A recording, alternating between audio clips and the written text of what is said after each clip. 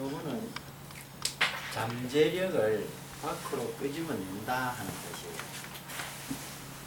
밖으로 끄집어낸다. 우리가 한문으로는 가르치고 키운다 하는 뜻이죠. 그런데 탈무드에서는 교육을 어떻게 설명을 하느냐 하면은 탈무드에서는 어린 아이에게는 백지에 글을 쓰는 것이고 어른에게는 여백을 찾아서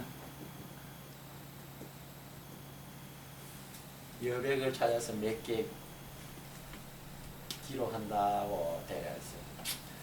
그러니까 조기 교육이 엄청 중요하다는 거예요. 그러면 우리가 이제 지금 중학생, 초등학생, 고등학생까지 가르치는 선생님이라면은 아직까지는 백지가 좀 많이 넓으니까 제대로 된 것을 그림을 그려주고 글을 써놔야 된다는 겁니다. 그러면 뭘 써놓을 것이냐 하는 것이지. 또 뭐 어른도 마찬가지로 여백이 조금밖에 없다 하더라도 그래도 거기에다가 뭘 그림을 그려놓고 뭘 적어 놓을 것이냐. 신앙생활 처음 하는 사람은 어떤 의미로는 좀 백지예요. 그러니까 거기에는 뭘 그려놓고 써놔야 할 것이냐.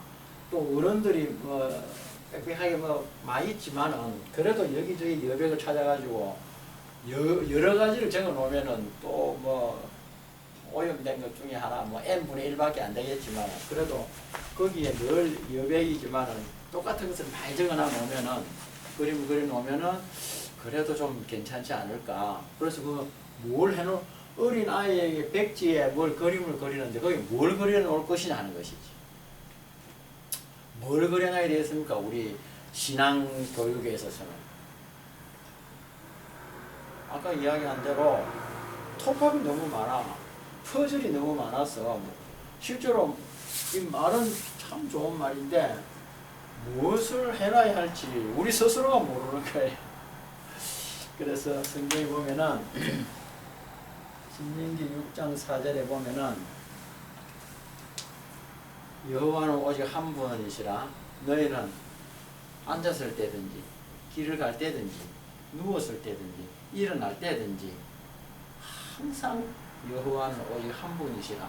이 말이 절대자는 한 분밖에 없다 하는 이 말을 앉았을 때든지 길을 갈 때든지 누웠을 때든지 항상 이걸 강론해라.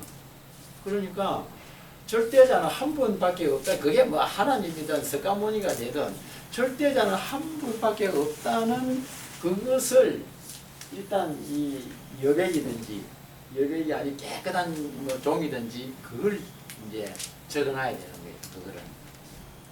그런데 지금 대체로 보면은 절대자가 너무 많아. 어린 아이라도. 뭐 흔히 뭐 어른들이 하는 말이 뭐 돈을 숨기면 안 되고 권력을 숨기면 안 되고 뭐 이런 이야기들을 하지만은 살다 보면은 이제 그게 중요하다고 여기니까 자꾸 그걸 따라가는데 어릴 때부터 여호와는 절대자는 한 분밖에 없다. 이거를 주입시켜 놓으면은 돈을 따라가더라도 돈은 언제나 2번 타자지 1번 타자는 안 된다는 겁니다. 그런데 조기 교육, 어린아이, 기독교 교육을 시키는데 이걸 안 시키니까 뭐 크면은 뭐 똑같은 거나 절대자가 뭐 5명 있으면 5개 그대로 해버리고 그래서 어린 아이들에게 어른도 마찬가지죠. 여백이 조금밖에 없으면은 나머지를 좀 지우고 거기에다가 뭐 덮어 쓰더라 해도 하나님은 한 분밖에 없다. 절대자는 한 분밖에 없다.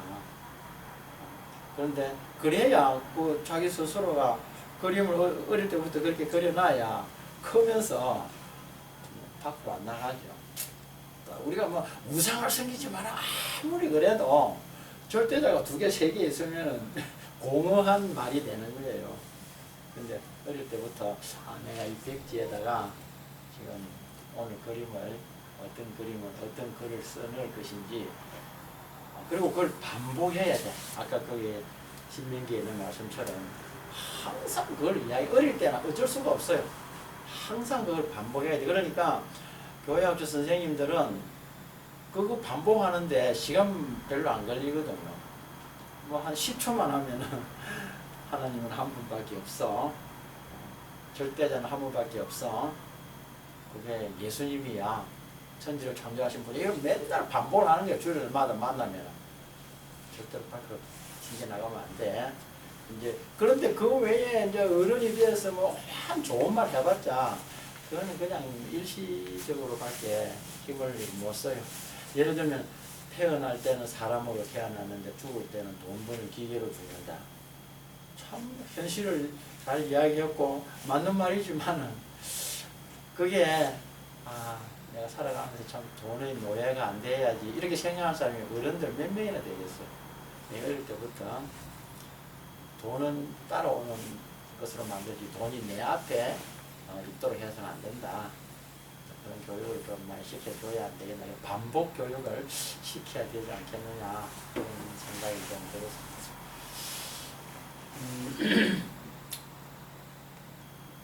또 자기 스스로가 자기를 안 가르치면은 옆에서 누가 가르치면 별로 그 효과가 없어요. 요한복음 1장에 보면은 태초에 말씀이 계심이라 해가지고 이렇게 나오는데 거기 1절에서 한 5, 6절까지 한번 읽어볼까요? 우리 찾아보셨죠? 일단 한번 찾아보십시오. 태초에 말씀이 계시니라. 이 말씀이 하나님과 함께 계셨으니 이 말씀은 곧 하나님이시라. 그가 태초에 하나님과 함께 계셨고 만물이 그로 말미암아 지은 바 되었으니 지은 것이 하나도 그가 없이는 된 것이 없느니라. 그 안에 생명이 있었으니 이 생명은 사람들이 빛이라. 빛의 어둠이 빛이 돼 어두움이 깨닫지 못하더라. 하나님께로부터 보내심을 받은 사람이 있으니 그의 이름은 요한이라. 그가 정언하러 왔으니 곧 빛에 대하여 정언하고 모든 사람이 자기로 말미암아 믿게 하려 함이라. 그는 이 빛이 아니요 이 빛에 대하여 정언하러 온 자라. 참빛 곧 세상에 와서 각 사람에게 비추는 빛이 있었나니 그가 세상에 계셨으며 세상은 그로 말미암아 지은 바 되었으니 세상이 그를 알지 못하였고 자기 땅에 오며 자기 백성에 영접지 아니하였으나 영접하는 자고 그 이름을 믿는 자들에게는 하나님의 자녀가 되는 권세를 주셨으니 이는 혈통으로나 육적으로나 사람의 뜻으로 나지 아니하고 오직 하나님께로부터 난 자들이니라. 말씀이 육신이 되어 우리 가운데 거하시며 우리가 그의 영광을 보니 아버지의 독생자의 영광이요 은혜와 진리가 충만하더라. 요한이 그에 대하여 정언하여 외쳐 이르되 내가 전에 말하기를 내 뒤에 오시는 이가 나보다 앞선 것은 나보다 먼저 계심이라 한 것이 이 사람을 가리킴이라 하니라. 우리가 다 그의 충만한 데서 받으니 은혜 위에 은혜라. 율법은 모세로 말미암아 주어진 것이요 은혜와 진리는 예수 그리스도로 말미암아 온 것이라. 본래 하나님을 본 사람이 없으되 아버지 품속에 있는 독생하신 하나님이 나타내셨느니라. 요게 요한복음 전체를 한번 생각해 볼 때에 내가 지금 여기까지 18절까지 읽었는데 이거는 무슨 이야기를 하고 있는 것 같아요. 요한복음 전체를 볼 때. 그러니까 요한복음뿐만 아니라 어떤 성경의 구조를 조금 알아야 된다 그런 이야기입니다. 우리 그 무슨 회의나 뭐 하면 앞에 뭐 사회자 누가 나와가지고 모두 발언이라는 게 있죠. 모두 발언. 서론이라고 하기는 좀 뭐하고 모두 발언. 그러니까 오늘 이야기를 할 것에 대한 전체적인 어떤 아웃라인을 조금 축소해가지고 이렇게 이야기하는. 그러니까 지금 제가 읽은 것은 요한복음 전체에 대한 모두 발언에 해당하는 것이라는 겁니다. 그러니까 계속 앞으로 이제 사도 요한이 예수님에 대해서 적어가는 것은 그 앞에 지금 말했던 모두 발언이라고 할 수 있는 그 이야기를 하고 있는 거예요.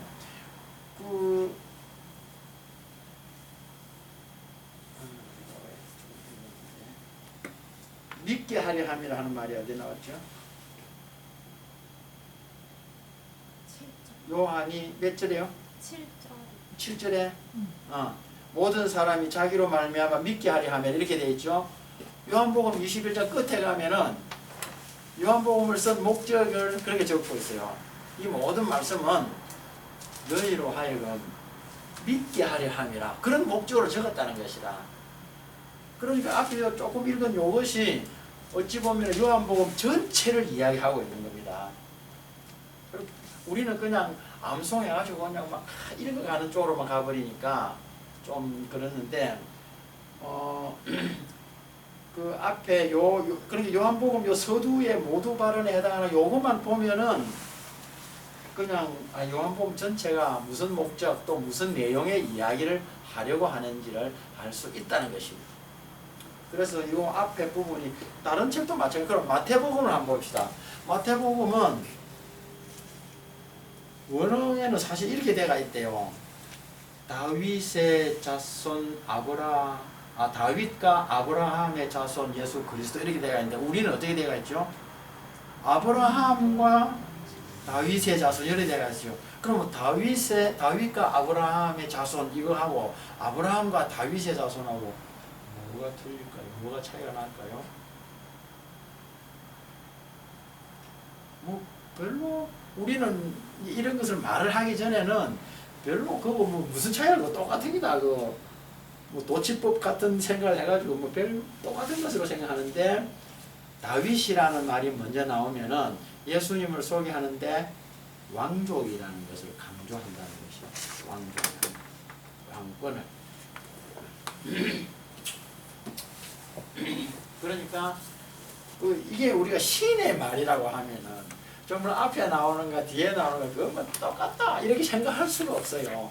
진짜 우리가 신의 말로 생각한다면은 근데 우리가 신의 말로 옛날에는 신의 말로 많이 생각했어. 책이 별로 없었기 때문에.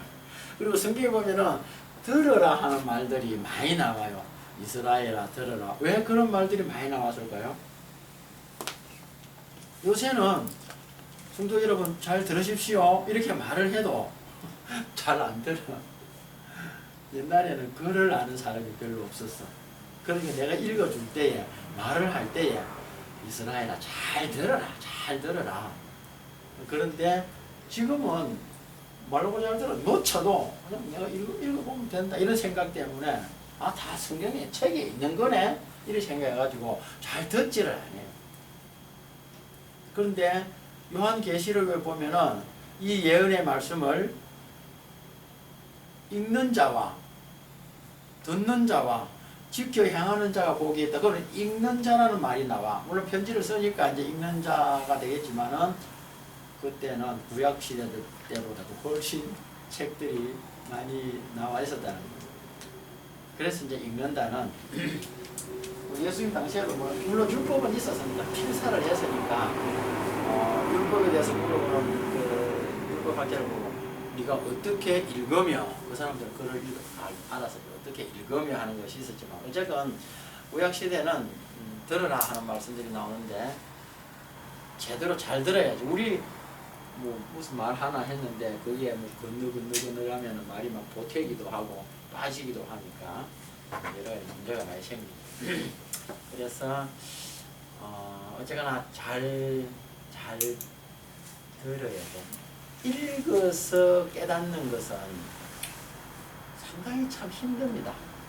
그런데 들을 때는 깨닫는 것이 효율이 좀 있습니다. 근데 한번 지나가 버리면은 좀 반복해서 들을 수 없지만 요즘은 또 얼마든지 반복해서 들을 수 있으니까 좋은 점이 참 엄청 많죠. 자, 그래서 하나님은 한 분, 절대자는 한 분이라는 것을 반복해서 가르쳐야 되고, 그러면 그 절대자는 어떤 분이냐 이것을 또 반복해서 가르쳐야 돼요. 그 절대자는 어떤 분이 이 대단히 중요해요. 우리가 결혼을 하잖아요. 그럼 1대1 결혼해. 그러면 여자 쪽에서 보면은 남자를, 물론 요새는 또 동성애가 있어가지고 좀 그렇긴 하지만은 어쨌거나 남자를 선택을 해. 남자는 여자를 선택하고. 그래서 그 사람이 어떤 사람이냐, 그게 또 중요한 거예요. 어떤 사람이냐. 나한테는 절대자라, 결혼하는 사람이. 아내한테는 남편이 절대자고 또 남편한테는 아내가 절대자예요. 근데 뭐 절대자가 하나만 있어야지 두 개 있으면 뭐 심청이다 하면 또 뭐 심청이 여동생하고 뭐 사랑을 한다든지 하면 곤란하잖아요. 그래서 어떤 사람이냐 이게 아주 중요해요. 자, 어떤 사람이죠? 어떤 분이죠? 절대자 여호와는 한 분밖에 없는데 그분이 어떤 분이죠? 우리가 이제 이 백지에 또 여백에 찾아가지고 반복해서 막 이걸 그림을 그려주고 기록을 해야 되는데 어떤 분이죠? 창조주. 창조주는 맞는데 창조주 맞습니다.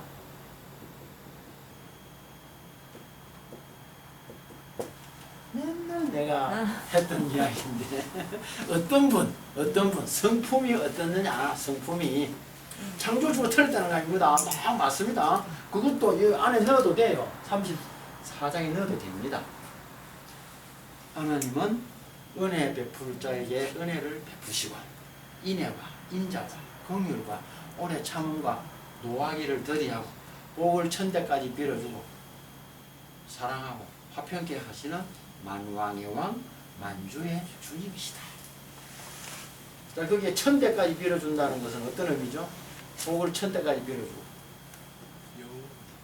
오랫도록 많은 세월 영원토록 복을 빌어주십니다. 천은 문자적으로 천이 아닙니다. 그러면 천대까지 하죠. 1001대에는 하나님이 그런 분이 아니라는 것입니다. 그러니까 하나님은 딱 한 분, 창조주 한 분, 그분은 은혜와 인애와 사랑.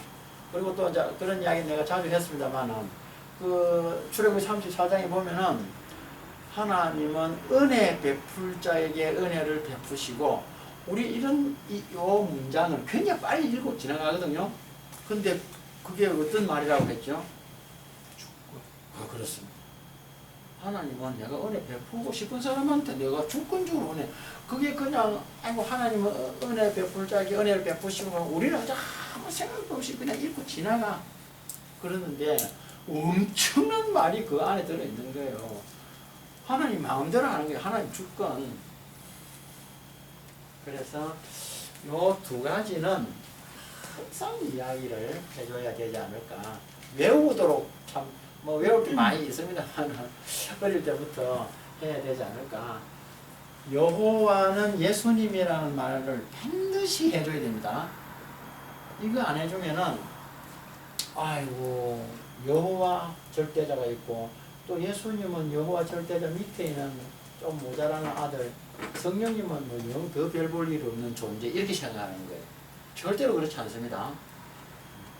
여호와가 예수님이고 예수님이 성령님이고 다 합쳐가지고 일체 예수님이시죠.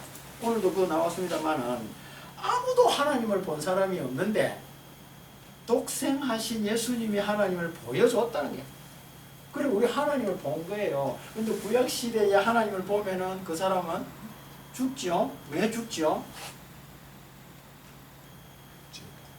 너무 거룩하니까.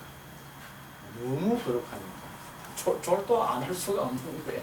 근데 오늘날 우리는 하나님을 우리가 보고도 못 봤는데 2000년 전에 그 예수님 우리 못 봤는데 그렇게 되면은 지금 내가 이야기를 하려고 하는데 요한복음 사도 요한이가 썼습니다. 그런데 이제 세례 요한이가 등장을 해요. 세례 요한이는 예수님을 어떻게 알았을까요? 우리가 아는 대로 세례 요한하고 예수님은 사촌간입니다. 세례 요한이가 6개월 먼저 태어났어.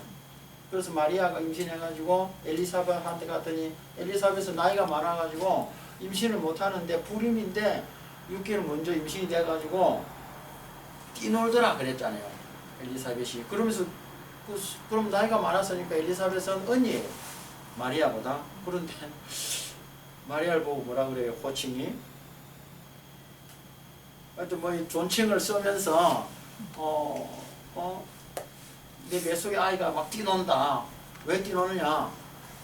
예수 그리스도를 만났으니까 너무 기뻐가지고 뛰논다. 하여튼 뭐 어떻게 알았을까? 세례 요한이나 예수님이 사촌간인데 오늘 저 요한복음 읽어보면은 세례 요한이가 그래요.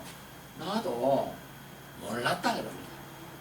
근데 이종 사촌간인데 모르겠어요. 요즘은 이종 사촌이라도 잘 모르는데 옛날에 이종 사촌은요 거의 가족이에요. 거의 가족. 요새는 핵가족이 돼가지고 모르는데 옛날에는 그냥 뭐 이거 완전히 뭐 골육지친이에요. 골육지친. 그랬는데 세례 요한이가 예수님을 몰랐다 그래. 그럼 이거는 그냥 내 사촌 동생이 있는지 없는지 몰랐다 그런 뜻은 아니고 그가 그리스도인 줄 몰랐다 이거야. 근데 어떻게 알았을까요? 알아야 소개를 할 거 아닙니까? 내가 이 신구약 성경 전체는 예수님을 소개하는 소개서라고 했습니다. 이것도 막 이제 학생들한테는 뭐 이런 이야기를 뭐 할 필요가 있을까 몰라도 선생님은 그걸 딱 알고 있어요. 이걸 딱 이 성경은 예수님 소개서야. 그럼 한 줄을 읽어도 이 예수님이 어떤 것을 소개하고 있는지 그걸 이제 선생님들은 찾아내가지고 소개를 해줘야 되거든, 학생들한테. 그래서 세례 요한이가 예수님을 어떻게 알았느냐? 오늘 여기 이제 요한복음 1장만 생각을 해보면은 하나님이 보내심을 받은 사람이 있었는데 그가 요한이다, 세례 요한이다 그래요. 보내심을 받았다는 게 중요해요. 보내심을 받았다는 말을 한문으로 말하면은 사도라 그랬어요. 사도. 그러면 세례 요한만 보냄을 받았느냐? 우리는 던져진 존재입니까? 다른 사람 다 그렇게 생각할 줄 모르는, 어디서 와서 어디로 가는지 모르는 인생이라 하지만 우리는 알아야 돼. 그럼 우리는 어떤 존재예요? 하나님의 보내심을 받은 사람이에요. 하나님 보내심. 그럼 우리는 사도라. 요새 말하는 신사도가 아니고 우리는 하나님의 보냄을 받은 존재라는 겁니다. 그러면 이제 거기서부터 얼마든지 또 이야기를 만들어갈 수가 있어요. 내가 질문하고 내가 답을 하고 이야기를 만들어갈 수 있어요. 저 하나님이 보냄을 받았다. 시부름꾼이다. 그러면 하나님이 괜히 그냥 던져놨나? 목적이 있을 것이다. 그 목적이 뭐냐 이거지. 이야기를 그렇게 풀어나가는 거예요. 그 목적이 뭐죠?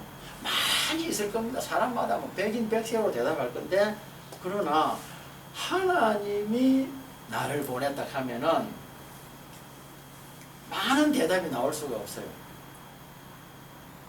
꿈을 가져라 그러면 뭐 나는 뭐 운동선수 되는 꿈, 뭐 돈 버는 꿈, 뭐 오만 가지가 나올 수 있지만 하나님이 보냈다면은 그거는 목적이 하나밖에 없어요.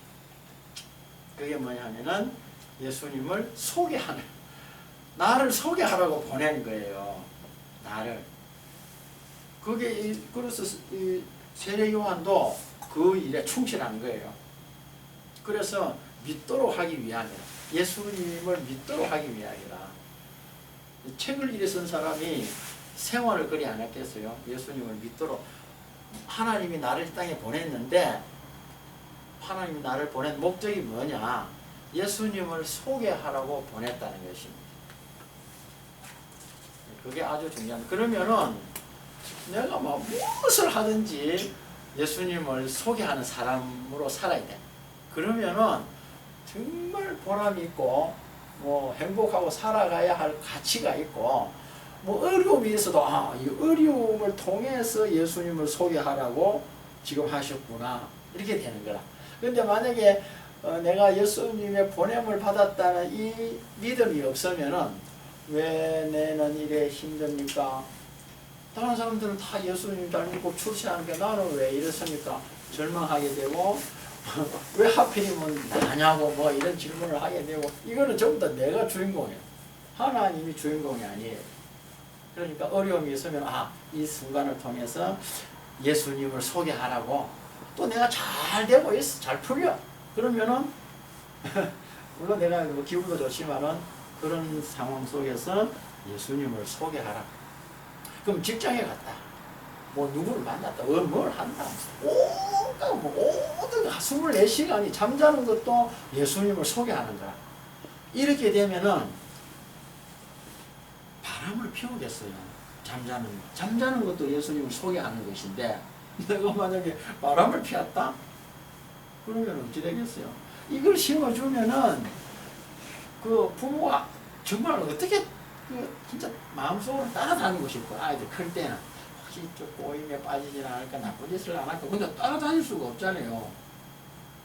그런데 이걸 심어주면은 나쁜 짓을 하고 싶어도 못해.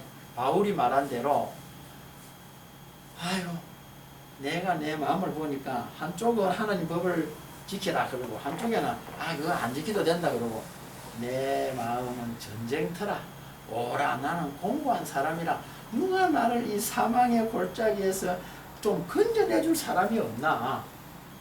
근데 나중에 이제 예수님을 발견하고 구원을 얻지요. 건짐을 받죠.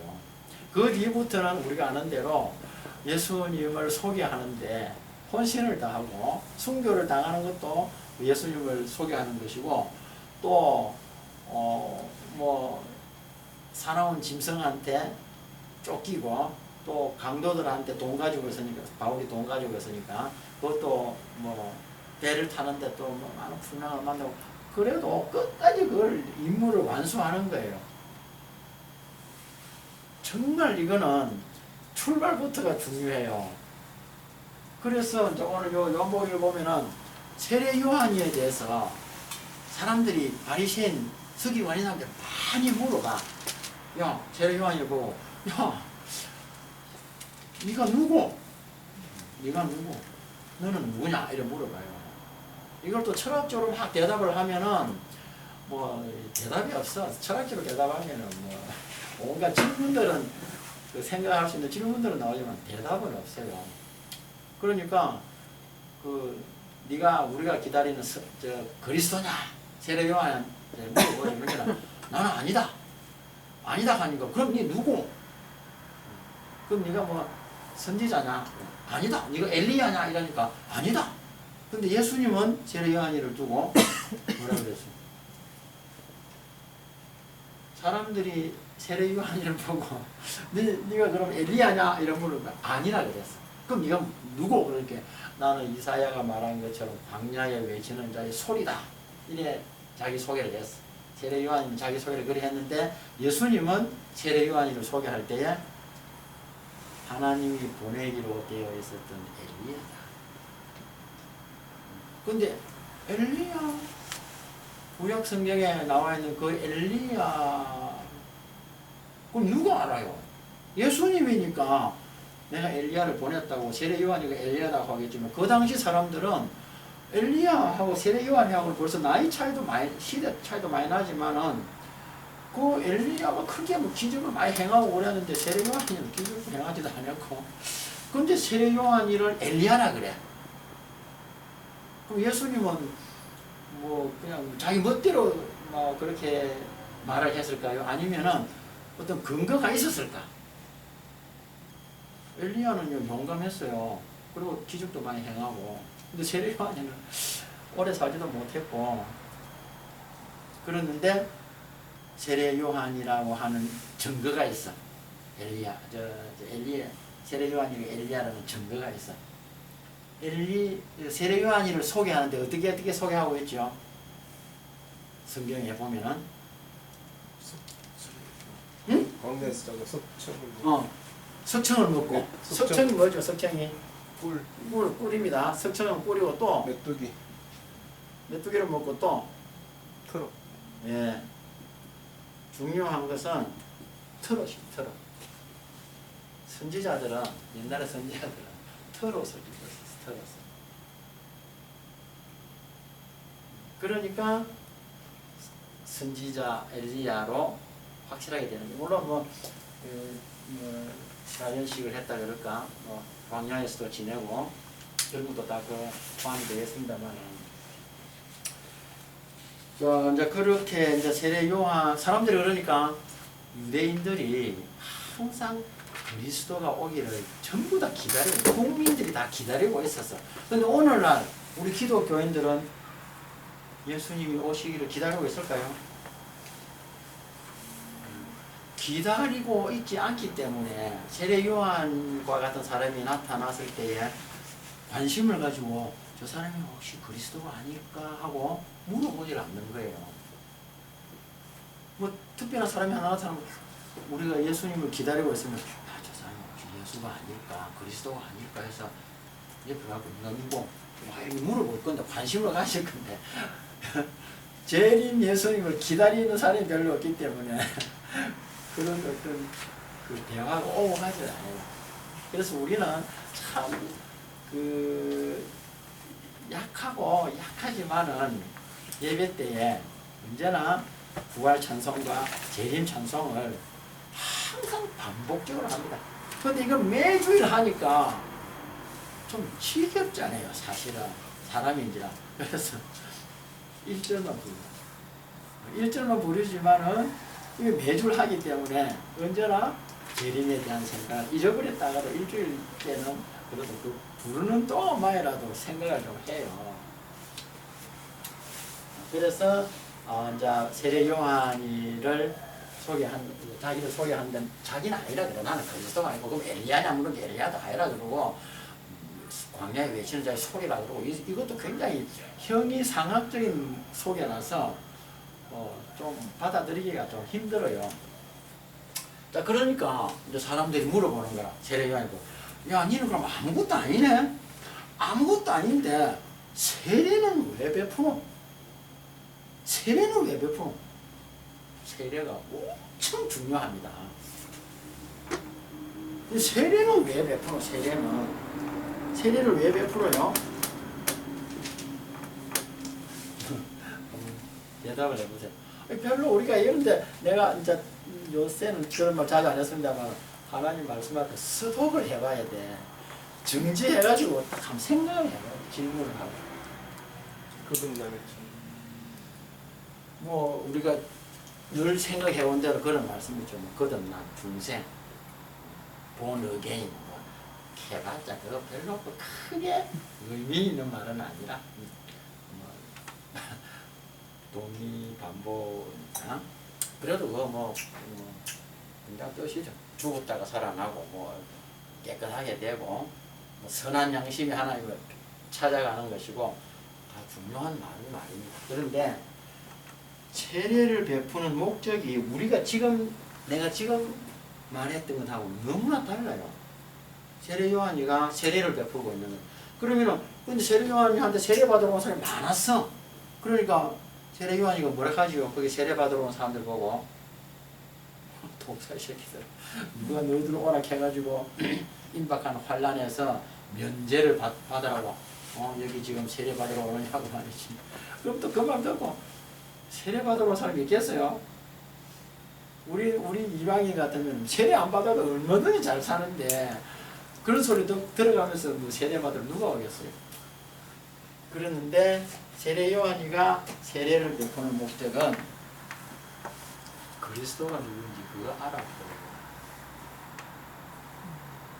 그리스도가 누군지 그걸 알아 이 사람이다 하고 이 사람이 그리스도라는 것이 판명이 나야 그 사람을 이제 자꾸 소개하더라. 근데 아무나 보고 정말 저기 그리스도인지 일만 이 그리스도인지 요 소개했다가 아니네 이래 하면 안 되잖아요. 확실하게 찍어야 돼. 그래서 세례를 베푸는 거예요. 근데 세례를 베푸는데 물 세례를 요단강에서 침례를 했잖아요. 근데 우리는 또 약식 세례는 비성경적이다. 침례를 해야 된다. 이게 그러면 무슨 너무 본론과 떨어진 이야기를 하는 거예요. 본질하고는 관계없는 말을 하는 거예요. 그러면은 자 침례가 맞다 칩시다. 그러면 형성강에서 침례하면 됩니까? 요단강에 가서 침례를 해야지. 하나만 딱 더 생각해 보면은 그냥 세례와 침례 이거 갖고 이 논란의 대상이 아니라 하는 거 아는데 왜 그거 딱 한 개만 생각하고 그 다음 것을 생각을 못할까? 어떤 사람은 저기 뭐 성지순례라 해가지고 요단강 물 좀 떠가 와가지고 세례를 베푸지. 그러면 그때만 그 머리에 물 올린 사람은 진짜 세례를 받고 3년 있다가 받은 사람들은 그 엉터리 세례를 받았단 말입니까? 이 본질이 아닌 핵심이 아닌 이야기들을 너무 많이 가지고 떠드는 거예요. 우리가 뭐 저도 목사지만 예배 시간에 뭐 말하는 거 보면 본질에서는 너무 먼 이야기들을 너무 많이 하고 있어요. 그러니까 막 톱밥이 내버리고 퍼즐이 너무 많아가지고 맞추지도 못하고. 그래서 이제 세례를 베푸는 목적이 그리스도가 누군지를 알아내기 위해서 세례를 베푸고. 그럼 이 세례 요한이가 자기 생각에 소견에 오른 대로 내가 세례를 베풀어 가지고 누군지 찾아내야 되겠다 이렇게 된 게 아니고, 보내심을 받았으니까 보내신 분이 있잖아요. 하나님이 세례 요한이를 보고 시킨 거야.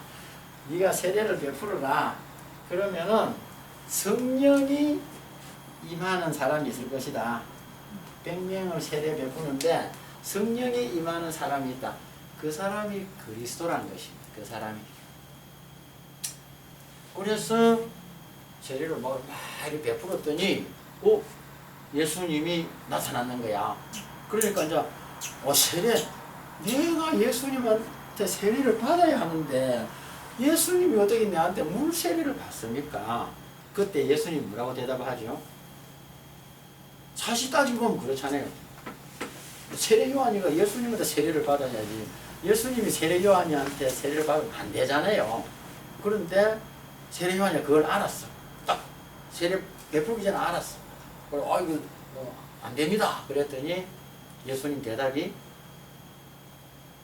우리가 왜 대답을 잘 못하냐 하면은 이거 성경 읽어가는데 너무 빨리 지나가 버렸고, 또 가르치는 사람도 그 앞에 스톱을 해가지고 이 중요하니까 스톱하면 뭐 보이거든. 주마간산이라는 말이 있어요. 말 타고 가면서 구경한다는 말이에요. 주마. 말 타고 가면서 구경하면은 뭐 보는 게 있어요. 옛날에 그런 이야기를 들은 적이 있는데, 엄마가 딸하고 무서마하고 아들, 딸을 데리고 시장을 갔어. 근데 아들이 오빠야. 그때 막 아들은 막 여기 갔다 저 갔다 기웃기웃하고 막. 근데 딸은 다 엄마 손만 잡고 붙잡고 시장을 다 보고 집에 왔어. 물어봤어. 물어보니까 아들은 시장에 가서 뭘 봤는지 한 개도 대답을 못하고, 근데 엄마만 따라다니던 딸은 온갖 것을 이야기하는 거야. 그게 갔을 때는 이것이 있었고 저것이 있었고.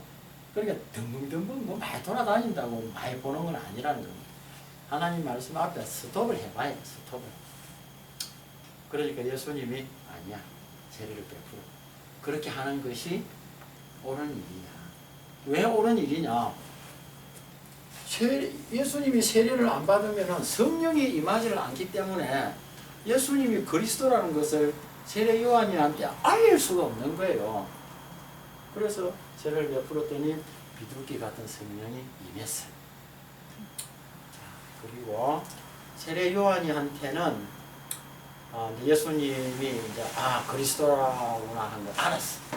알았는데 그 다음 날 요한복음 보면은 그런 일이 있고 나서 그 다음 날 세례 요한이한테는 제자들이 있었어요. 요한이한테는 있었는 게 아니고 그 당시에 많은 사람들한테 제자들이 있었는데, 세례 요한이도 그 정도로 이제 권위가 있으니까 제자들이 많이 있었어. 그 중에 대표적인 제자가 2명 있어. 세례 요한의 제자 2명. 많이 있었는데 대표적인 사람이 2명이 있는데, 한 사람은 안드레고 한 사람은 요한복음을 쓴 사도 요한이에요. 안드레와 사도 요한은 세례 요한의 제자였어요. 아주 척근 제자, 사랑받는 제자예요. 그러니까 늘 세례 요한하고 같이 다니지 않겠어요? 그 다음날 다니는데 예수님이 나타난 거야. 그러니까 세례 요한이가 어떻게 하냐면은 요 2사람 제자를 보고, 야, 저 사람 한번 봐봐. 세상 죄를 지고 가는 하나님의 어린 양이로다. 이렇게 소개를 해요. 세상 죄를 지고 가는 하나님의 어린 양이로다.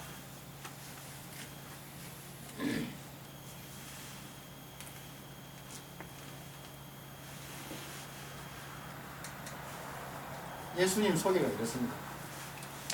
세례 요한이가 예수님을 소개하는데 세상 죄를 지고 가는 하나님의 어린 양이로다. 자, 그러면 이거 한번 보십시오. 이게 소개를 지금 우리가 그렇게 소개를 받았어. 세례 요한한테. 그럼 우리가 어떻게 받아들입니까? 예수님 소개를 받았어. 세상 죄를 지고 가는 하나님의 어린 양이로. 안드레하고 사도 요한도 이렇게 소개를 받았는데 우리도 지금 오늘 그런 소개를 받았어. 그럼 예수님의 소개를 받았는데 우리가 예수님을 좀 이해를 해야 될 거 아닙니까? 어떻게 이해가 됩니까?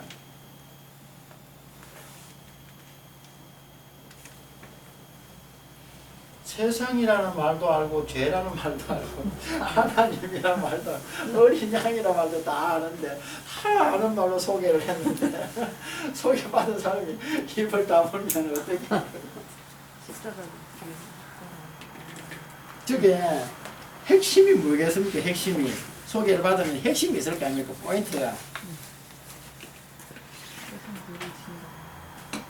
물론 전부 다가 핵심이 되겠습니다. 그 중에서도 하나님의 어린 양이라는 것이 핵심이라. 사람을 갖다가 어린 양이라 하면은 야 이거는 좀 뭔가 좀 의미가 있을 거 아닙니까? 세상죄 이거는 뭐 다 아는데 그럼 하나님의 어린 양이라 할 때 우리는 이방인이라서 사실 잘 몰라요. 그런데 유대인들은 하나님의 어린 양 보면 아 이거 뭘 말하는지 예수님을 소개하는데 뭘 말하는지 금방 알아먹어버려요.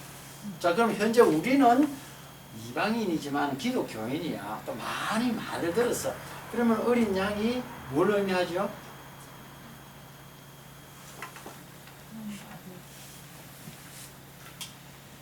십자가. 희생양이다. 희생양. 제사를 지내는데 제물로. 애미 양을 안 데려오잖아요. 우리 그 성경 공부를 해보면은 1년 된 양으로서 튼튼하고 깨끗하고 그런 양을 데리고 가야지 뭐 찌그러지고 눈병 나고 뭐 애미 양 안 데려오거든. 물론 쭉 나가 버리면 십자가까지 연결이 되어 버리지만 어쨌건 유대인은 하나님 어린 양 보면 아 희생양 죽구나 그걸 안다는 것이 참 공관복음이라고 하는 마태마가 누가복음도 대단하지만 요한복음이 이건 정말 대단한 말씀, 대단한. 그런데 그 세례 요한이가 예수님을 소개한다 하나님 어린 양이라 하지. 나중에 이 사람들도 계속해서 어린 양이라는 소개를 반복해서 합니다. 금방 알아먹으니까 이제 계속 요 말만 하면 그 당시 사람들 다 알아먹기 때문에 계속 똑같은 말로 합니다. 자 그래서 이제 안드레 그러면서 이 세례 요한이가 예수님을 따라가라 그럽니다. 그러니까 이제 내 제자가 아니라는 겁니다. 아까 앞에서 이야기한 대로 세례 요한이가 예수님한테 세례를 받아야 되는데 그래서 성령으로 임하는 것을 보았는데 세례 요한이가 그 예수님 따라가면 안 된다. 그래도 계속 내 제자가 돼야 돼. 이래 말하면 안 되잖아요. 그래서 따라가라. 그래서 이제 요 안드레하고 요한이가 따라가는데 우리 그 아까 처음에 그런 이야기 했죠. 성경 번역서 중에서 제일 개약으로 번역된 성경이 개역 개정판이라고 그랬죠. 도대체 무슨 말로 하는지 알아볼 수가 없어요. 요한복음을 보면은 뭐 이렇게 아까 읽어보진 않았는데 여기 보면은 이제 따라가라 그러니까 여기 저 두 사람이 물어봅니다. 그 물어보는 말이 예수님 보고 물어보는 말이 너무나 이해가 안 되는 문맥이 안 통하도록 해놨다는 것입니다. 그럼 35절에 한번 봅시다. 또 이튿날 요한이 자기 제자 중 두 사람과 함께 섰다가 예수께서 건의심을 보고 말하되 보라 하나님의 어린 양이로다. 두 제자가 그의 말을 듣고 예수를 따르거늘 예수께서 돌이켜 그 따르는 것을 보시고 물어가르되 무엇을 구하느냐 이르되 랍비여 어디 계시오니까 한번 지금 보십시오. 지금 저 안드레하고 요한이가 예수님을 만났어요. 38절에 보면 만났는데 무엇을 구하느냐까지는 이해가 돼. 예수님이 그 두 사람을 뭐 그냥 뭘 구하노? 그래 물어보는데 제자들이 랍비여 어디 계시오니까 한번 생각을 해봐요. 지금 만나서 이야기하고 있는데 선생님 어디 계십니까? 이게 도대체 무슨 말입니까? 그럼 이게 한번 연기를 시켜 보십시오. 무슨 말인지.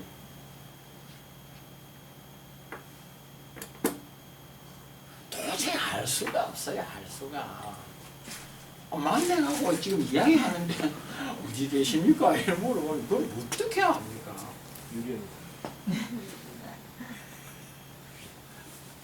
왜 그냥 술술 지나가는 거?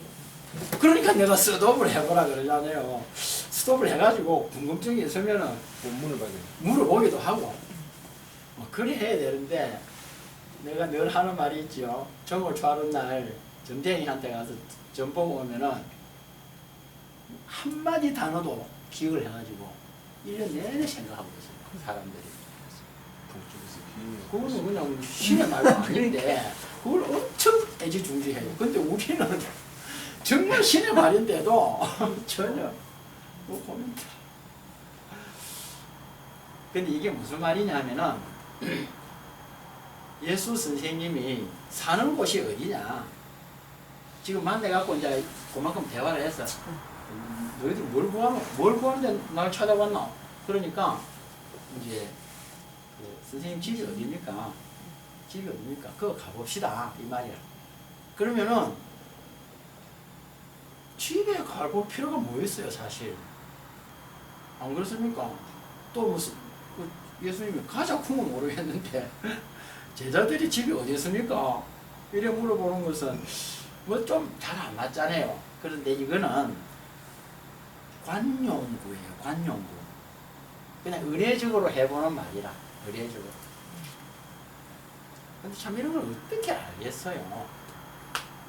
꼬집어 생각해보. 그러니까 우리 이런 거는 보면 다 넘어가 버리고 기도해갖고 복 받아가지고 잘 사는 압축하면 막 그것만 하면 되는 것으로 다 생각하니까 우리나 넌 크리스찬이나 수준이 똑같고 결국에는 그 사람들도 다 뭐 안 믿지만 예수님을 안 믿지만 뭐 복 받고 잘 살기를 바라고 있고 우리도 그럼 믿지만 또 복 받고 잘 살 그거가 똑같은 거라. 그러려면 안 돼. 그리고 랍비란 무슨 뜻이죠? 랍비 선생님이잖아요. 자 그럼 한번 자 선생님에 대해서 설명을 해보세요. 이 분명히 선생이 맞아. 선생이란 문제가 나왔어. 그럼 어떻게 답을 씁니까? 가르치는 사람이죠. 그걸 그대로 먼저 살은 먼저 태어난 사람 뭐 그런 것도 될 수 있고 그죠? 근데 여기 성경에 나오는 랍비는 선생은 맞는데 어떤 선생이냐? 우리 학교의 선생님하고 또 다른 어떤 선생님이 있어. 그러면 학교 선생님을 설명해 보세요. 학교 선생님은 설명할 수 있잖아요. 지식을 그렇지. 지식을 가르치는 사람이죠. 그러면은 그거 말고 선생님이 내가 하나 있다 그랬잖아요. 그럼 뭐 어떤 선생님인지 잘 모르지만은 학교 선생님하고는 뭔가 좀 다른 선생님을 끄라. 그러면은 학교 선생님하고 다른 선생님을 설명을 해보세요. 아 이런 사람을 선생님이라고 합니다. 그러니까 학교 선생님을 알고 있으니까 다른 선생님 설명해 보려고 하면은 설명할 수 있잖아요. 설명해 보세요. 나보다 똑똑한 사람? 그래도 일단 답을 했으니까 무조건 50점은 점수를 줘야지. 좋다. 무조건 50점은 줘야죠. 답을 안 한 사람은 49점이야. 지식을 가르치는 사람이 학교 선생님이면 근데 조금은 아쉽긴 하죠. 근데 지식도 들어가는데 지혜를 가르치는 선생님이야. 근데 그럼 학교 선생님은 지혜를 안 가르치느냐? 가르치거든요. 성경에 나오는 랍비는 선생이 맞는데 생활 속에서 가르치는 선생을 랍비라고 해요. 그렇지. 삶의 지식이 필요합니다. 그 지식과 지혜를 혼용해서 씁니다. 그런데 살아가면서 뭔가 가르치는 선생이 랍비라. 그러니까 나중에 그런 말씀 나오잖아요. 예수님이 가르치는 것은 서기관들과 바리새인들하고 다르더라. 권세 있는 새 교훈이로다. 자 그러면 서기관과 바리새인들이 선생으로서 가르쳤을 때하고 랍비로서 가르쳤을 때하고 예수님이 랍비로서 가르쳤을 때하고는 서기관과 바리새인들은 학교 선생님이에요. 지식을 가르쳐 율법을 가르쳐요. 근데 예수님은 율법을 가르치는데 살아있는 삶에 있어서 율법을 가르치니까 완전히 수준이 다르고 권세가 있는 거예요. 권세가. 요새 말로 하면은 은행일치라 그럴까. 말하는 것하고 가르치는 것이 똑같으니까, 생활하는 것이 똑같으니까 당연히 권위가 아니겠어요. 말만 하는 사람하고 그렇게 삶을 살면서 가르치는 사람하고는 엄청난 차이가 나는 거예요. 그래서 권세 있는 새 교훈. 그럼 오늘날도 마찬가지라. 대부분 다 교탁에서, 교단에서 가르치는, 목사도 강단에서 가르치는, 입으로만 가르치는 선생님에 불과한 거라. 그러니까 맨날 이제 욕 얻어먹는 일이 안 생길 수가 없지. 그래서 조금 이제 차이 나는 말로 표현하면은 선생과 스승. 똑같은 선생인데 스승은 뭐 권위가 있고, 물론 그것도 스승이라는 말은 뭐 중을 두고 뭐 이렇게 나온 말이라고 하지만은 지식만 가르치는 사람이 아니라는 것이다. 랍이라는 것이. 생활 속의 지혜를 가르치는. 그러니까 그 이제 뭐 어쨌거나 대단한 말입니다. 그리고 뭐 어디 계십니까 하고 가보자 하는 것은 그런 선생님이 살아가는 모습이 어떤 것보다 그걸 조사하러 가려고 하는 게 아니고 그냥 예수님하고 같이 잘 가까이 지내겠다 그런 관용으로서 말을 하고. 자, 그 다음에 40절에 보면은 그러니까 39절에 예수께서 이르시되 와서 보라, 와서 보라. 집이 어디입니까 물었더니 와서 보라, 가보자. 그러니까 내가 뭐 속이고 감출 게 없다는 것이지. 가보자, 같이 가보자. 그래서 그들이 가서 계신 데를 보고 그날 함께 거하니 때가 10시쯤 됐다. 그러니까 예수님이 데리고 갔다면 자기 살고 있는. 근데 그 데리고 간 집이 베들레헴 집은 아니고 갈릴리에 그냥 뭐 목수 집은 안 가면 그것만 뭐 집이었겠지. 어쨌거나 내가 살고 있는 건 다 공개를 한 거예요. 그러면 뭐 실망을 했을 수도 있겠지, 안드레와 요한이. 그러나 그